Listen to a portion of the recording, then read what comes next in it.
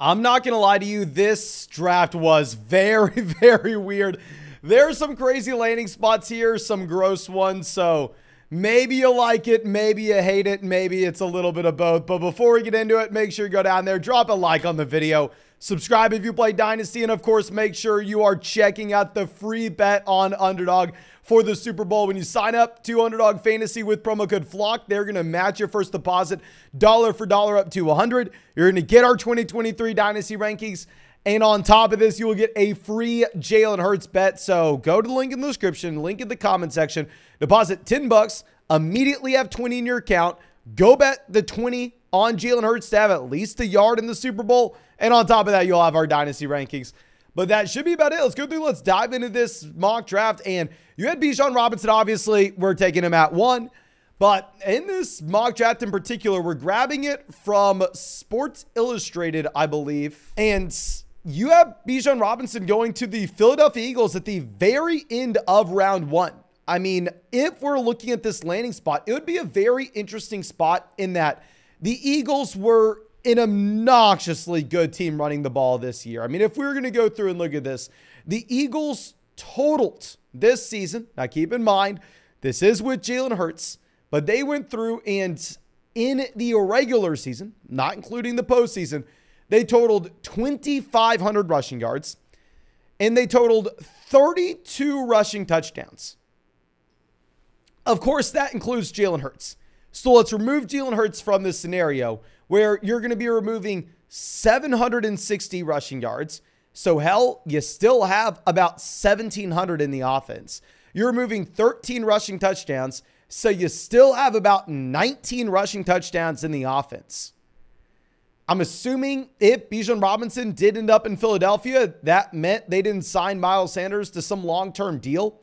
So it'd be an interesting spot in that we've seen them over the past few seasons decide to use a committee, especially mix it up when they get inside the red zone.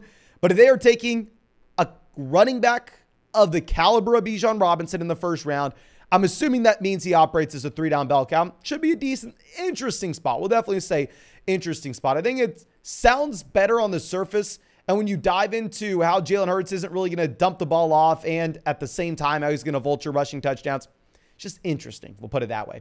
But at 2, we are going to take Bryce Young here. And in this mock draft, Bryce Young actually went to the Indianapolis Colts at pick 4. So in my mind, you're going to Indianapolis, historically speaking, a well-run organization. I mean, obviously horrible this past year. Obviously, they have not been able to find a real solution to the quarterback position since Andrew Luck retired. I think Bryce Young would probably be that for them. If you're looking at this team just a few years ago, it was viewed as having one of the best offensive lines in the NFL. Clearly, it's going to be a team that's trying to establish the run with Jonathan Taylor. You have Michael Pittman, who may have been one of the most overrated assets in fantasy football last offseason. But at this point, I mean, now we can still say he's a capable NFL wide receiver 1.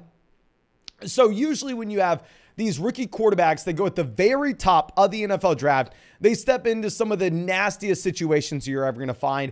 I think the Indianapolis Colts, honestly, not too bad of a situation. Obviously not a great one, but not too bad.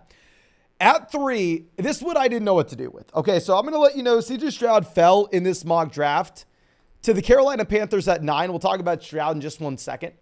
But if this were to play out in real life, if CJ Stroud were to fall almost outside of the top 10 NFL draft picks, if he were to pull a Josh Rosen where everybody in the Dynasty community, everybody that was an NFL mock drafter thought he was going at the very top, then falls, or a Dwayne Haskins, if we want to go to Ohio State, I actually maybe make a pivot. I put Anthony Richardson here at 3, who goes to the Houston Texans at pick 12 with the pick that they got from the Cleveland Browns. It's an interesting spot. And then I'm looking at all 3 of the quarterbacks in Levis, Richardson, and CJ Stroud in falling in a similar range of the NFL draft, picks 7, 9, and 12. But Anthony Richardson would have significantly more rushing upside than these other guys. So, of course, I wouldn't be taking Anthony Richardson here, thinking that he's going to be a better real-life NFL quarterback than someone like CJ Stroud. What I would be doing from a fantasy football, a dynasty fantasy football perspective, is I'd be taking Anthony Richardson under the assumption that, hell, if he's going at pick 12, he's guaranteed a starting job with the coaching staff that looks promising, and he has a ton of rushing upside. I mean, 650 rushing yards this past season. If we're going to be looking at the year prior, over 400 rushing yards in only 7 games played. Keep in mind, sacks are going to account for negative rushing yards at the college level. If we're going to compare this kind of rushing upside to someone like a CJ Stroud, where CJ Stroud, his best year as a rusher was this past year with 100 rushing yards in 13 games played at Ohio State, I would take Richardson in this hypothetical scenario if the obvious pick of CJ Stroud falls a decent amount, and at the same time, Richardson goes in a respectable range. I'm actually maybe going to take Will Levis over Stroud in this scenario as well. I know it seems crazy, and it's probably not going to happen. We're going looking at this crazy mock draft. But in this scenario, Will Levis, who at this point, it's almost consensus, is a worse quarterback prospect than CJ Stroud, goes at pick 7 to the Las Vegas Raiders. So in theory, the NFL draft would be telling us they're way higher on this prospect than the dynasty community. The same thing happened when the New York Giants took Daniel Jones over Dwayne Haskins in the NFL draft, and everybody lost their minds telling the New York Giants that they had no idea what they were doing and how the dynasty community was so much better and how they knew Dwayne Haskins was the guy. And same thing with Josh Allen versus Josh Rosen. We saw the same thing in 2018. I'm going to lean with the NFL. At the same time, Will Levis has more rushing upside. Where at Kentucky in 2021, he had almost 400 rushing yards.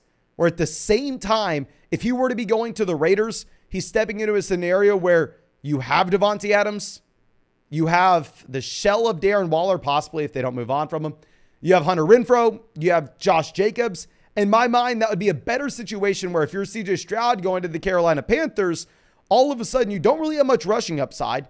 You have a coaching staff that we have no idea what to do with. You have DJ Moore, and that is it. So it's the weirdest scenario ever of how these first 5 picks went. I'm assuming this is not going to happen in Dynasty rookie drafts. But if it goes this way, I may take it in this order. Now, Jamir Gibbs in this draft fell a decent amount. Jamir Gibbs actually fell to pick 52 to the Miami Dolphins. So the draft capital is worse than people are initially expecting it to be. But I would say the Miami Dolphins, dream spot, right? Dream scenario. You're going to an offensive scheme that's going to score a ton of fantasy points. On top of it, you don't really have much competition. On top of it, unlike what you would have in Philadelphia, which is maybe a much better offense, your quarterback in Tua is not taking rushing touchdowns. He's not at the same time going to be scrambling and limiting the dump offs to the running back position. I think this would be a spot where Jamir Gibbs would come in, probably be the third receiver behind both Tyreek Hill and Jalen Waddle. He'd be the third receiving option in this offense. I think it's an offense that scores a decent amount of touchdowns. I don't expect Tua to vulture those touchdowns inside the red zone. So honestly, it's like a crappy spot that he falls so far, but assuming it's a full PPR format, we're going to take him here. Now, the wide receivers, oh my gosh. Quentin Johnson goes to the New England Patriots at 14. Quentin Johnson at this time is my wide receiver 3 in this year's NFL draft. He goes off the board as the first wide receiver here. I don't really care too much about NFL draft capital, the wide receiver position, as we do at running back, as we do at quarterback. It's significantly less correlated and predictive to fantasy success than it is the other positions. But at the same time, Quentin Johnson goes to the New England Patriots, which you say that out loud, and it sounds gross, right? You're going to an offense that was horrible this past year, no passing volume, going to a team and a coaching staff front office that has busted on every wide receiver pick they pretty much have ever made inside the first 2 rounds. I mean, just think about what we just had with N'Keal Harry. So the connotation with it is very gross when you at least initially say it. But if you think about it, is it that bad of a landing spot? Mac Jones could possibly be good. We don't know. And the reason we don't know is they have had no weapons in New England the entire time he's been there. They didn't even have an offensive coordinator this past season. So if you get an offensive coordinator in for the New England Patriots, you get a real wide receiver in for Mac Jones. this may be a sneaky good spot, at least in comparison to what we're about to talk about. Jason with our next guy. I mean, he's obviously my wide receiver one in this class. We've already talked about how damn good he is. But he goes to Baltimore in this scenario where you're going to the Baltimore Ravens where the passing volume is going to be absolute garbage. Not only is there not going to be any passing volume in this offense, unlike the landing spot with the New England Patriots, at the same time, you have competition. You're going up against Mark Andrews. You know, I'm not the biggest Bateman guy in the world, but I'll still say Bateman has a shot. You're going up against Bateman. So there would be 3 solid options in a passing game that has no volume whatsoever. I've seen a few mock drafts have JSN here, and to be honest with you, I hate it. It's like the worst landing spot possible. I'm really hoping he doesn't go here, but at 9, we have Jordan Addison going to the Minnesota Vikings. Honestly, not a bad spot. If we're looking at Minnesota, horrible defense. We know the passing volume is going to be there. You have Justin Jefferson accounting for over 25% of your team's targets. So, of course, you have that target hog. But behind that, we don't have too much depth at the wide receiver position. Adam Thielen's nothing at this point. KJ Osborne, are we really worried about? So it's really Justin Jefferson being that dominant alpha wide receiver. And then outside of that, there's no depth there. If TJ Hawkinson was not in Minnesota, I would say this would even be a better landing spot. And if it wasn't for Hawkinson, in my mind, being a viable second target in this offense, I may even have Jordan Addison ahead of these other 2 wide receivers. I think they're all very close given how these landing spots played out. It's a very interesting spot. Now, this next situation is very common. I would say every single year we have a player that sneaks up, that goes way earlier than anybody assumes he will, especially as we sit here at the beginning of February. Rashod Rice out of SMU goes to the Kansas City Chiefs at the end of the first round. If we're looking at this prospect profile, you're coming from SMU as a senior. Here's what we need to see. If you are going to come from a school like SMU and stay all 4 seasons, we already know you produced a ton your senior year because you're playing against future accountants while they're 18 years old and you're 22. So you better go out there and you better dominate. You better have 40% of the receiving yards on a per game basis in your offense. Rice doesn't even have that. Rice is actually sitting at a market share number about 35, 36% of the receiving yards on a per game basis here. So the market share numbers aren't great. I mean, he's a 4-year player out of a small school. He doesn't really have that true breakout until his senior year. I mean, 2019, his true freshman season, wasn't bad by any means. I mean, he did get on the field. In 8 games played, he had 403 receiving yards. So technically 50 receiving yards a game. If we're looking at an offense that had 309 passing yards, at 16% of the receiving yards on a per game basis. So he gets on the field, but dear God, I would say very bad pick by the Kansas City Chiefs, but obviously you get the best landing spot you could ever ask for. You don't even have Juju Smith-Schuster under contract next season. So I think we probably have to take him here.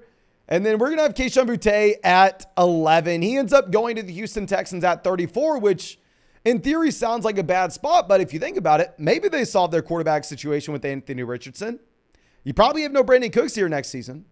So you're pretty much stepping into an offense that I don't want to say a sneaky upside, but has potentially the answer solved at the quarterback position with no competition at all. John Mechie would be the only guy on the roster. So if really John Mechie is the only wide receiver on the roster, you can easily slide in as the wide receiver 1. Worst case scenario, you're the wide receiver 2. You have the NFL draft capital. Obviously, you're the Debbie Darling. Everybody wants to be on you. So I think we're going to put him here. And then maybe the biggest surprise of all of this, we're going to have Dalton Kincaid here at 12. So a lot of these secondary running backs didn't even go in this mock draft. And with Dalton Kincaid, honestly, if you had a couple running backs going in the 3rd and 4th round, I'd still probably take him over them because you have a tight end that goes pick 15 to the Green Bay Packers. So you have a ton of draft capital. You have a lot of production as well. I mean, if we're looking at this Utah offense, I mean, while, yeah, we've seen in years past this be a very dynamic passing offense, only had 250 passing yards per game, where Kincaid came out here and only 12 games played, where there were, 14 total games this season, he had 890 receiving yards. So if we're looking at the market share perspective, here, let's go through. This is a whopping 890 divided by 12, 74 receiving yards on a per game basis divided by 249. That's about 30% of your market share numbers. You're going to pick 15 Green Bay Packers. Great spot, great draft capital, 3-year player. Checks a lot of boxes. So we will have him here at 12. Let me know what y'all think. Obviously, this is just a wacky draft, but I'd say that whatever you're assuming is going to happen right now, beginning of February, probably is not going to happen. I'm going to tell you that right now with certainty. So I think it's valuable to make videos like this, essentially illustrating the fact that there's going to be so much randomness, so much movement over the next few months, that if you're sitting there with your dynasty team and you have the rookie pick 108, for you to be going through and penciling in the name that you're taking right this second, it's a very bad idea. Don't do it. Don't waste your time. Instead, I would try to have a good understanding of these prospect profiles, of these landing spots, and stay flexible. Do not trade away picks right now because anything can happen. Now, that's all I got for you. If you enjoyed it, please go down there, drop a like, subscribe if you play Dynasty, and of course, go check out this player prop on Underdog Fantasy. Free bet of Jalen Hurts. When you sign up with promo code FLOCK, they're going to match your first deposit dollar for dollar up to $100. And on top of it, you'll get our 2023 Dynasty rankings. But I think that's all I got for you. Really appreciate you. Really hope you have a great day and really hope we get to see you with the video tomorrow.